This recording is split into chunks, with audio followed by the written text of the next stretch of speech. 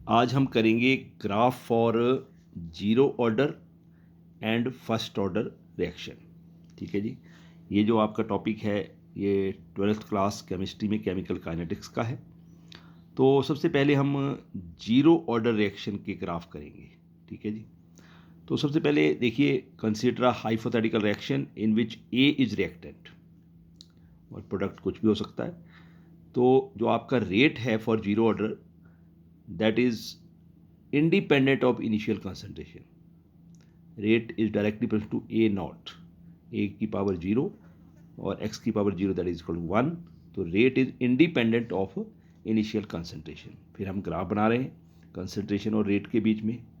Concentration का rate पर देखिए कोई असर नहीं है।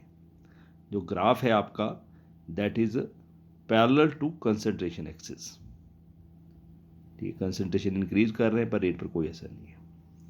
उसके बाद ये जीरो ऑर्डर की रिएक्शन है, K is equal to A naught minus A upon T. तो ये जो इक्वेशन है आपकी, इसका अब हमने कंसंट्रेशन और टाइम के बीच में ग्राफ बनाना है। पहले देखिए इस इक्वेशन को कैसे लिखना है। ये आपका क्रॉस मल्टीप्लाई के T is equal to A naught minus A. फिर ए को आप इस साइड ले जाइए, कंसंट्रेशन के टी इस साइड आ जाएगा राइट साइड, माइनस के T upon plus A not. फिर आपने इस इक्वेशन को जीरो ऑर्डर की को स्ट्रेट लाइन की इक्वेशन के साथ कंपेयर करना है, y is equal to M X plus सी।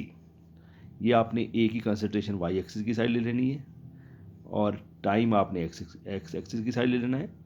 और m यहाँ स्लोप है, स्लोप है माइनस के।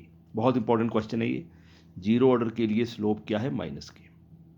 और c है इंटरसेप्ट, जहाँ ग्राफ आगे रुक रहा है, ए naught intercept.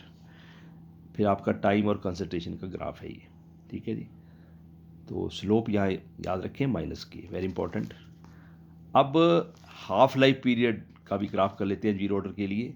Half life period और इनिशियल कंसंट्रेशन के बीच में ग्राफ है।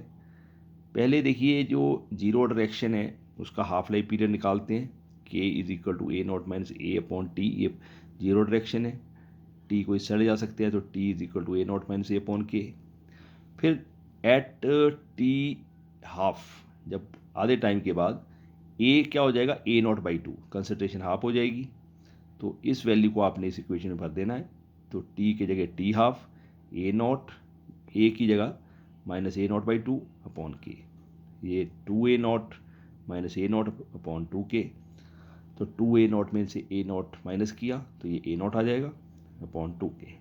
तो जो आपका हाफ लाइफ पीरियड है जीरो ऑर्डर रिएक्शन का, that is directly proportional to initial concentration.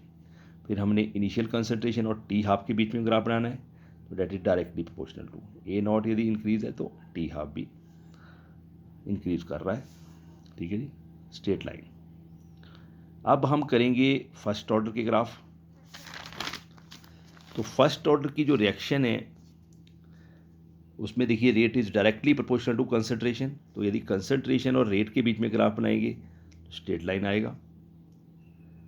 और ये जीरो ऑर्डर की रिएक्शन, सॉरी फर्स्ट ऑर्डर की रिएक्शन है। तो K is equal to 2.303 upon T log A naught upon A. फिर इस इक्वेशन में ये जो 2.303 अपॉन टी उस साइड ले गए, log A naught upon A.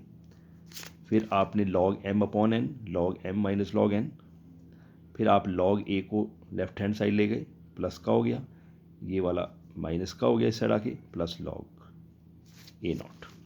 फिर अब इस इक्वेशन को कंपेयर करना है y is equal to M X plus C से। तो y एक्स की साइड लॉग ए आ गया, m minus K upon 2.303, X X की साइड आपका टाइम है और ये c log A naught intercept. यहाँ भी बहुत इंपॉर्टेंट क्वेश्चन है ये, फर्स्ट ऑर्डर रिएक्शन का स्लोप क्या है, माइनस के अपॉन 2.303। ठीक है जी। फिर देखिए ये टाइम और लॉग ए के बीच में ग्राफ बना है। जब भी लॉग ए वर्ड आए तो आपका ये फर्स्ट ऑर्डर का ग्राफ होगा। आपके एग्ज़ाम में जब भी टी और लॉग ए के बीच में ग्राफ आएगा तो ये फर्स्ट ऑर्डर का ही है। जब टी और ए के बीच में ग्राफ आएगा तो ये आपका जीरो ऑर्डर का होगा। एक और ग्राफ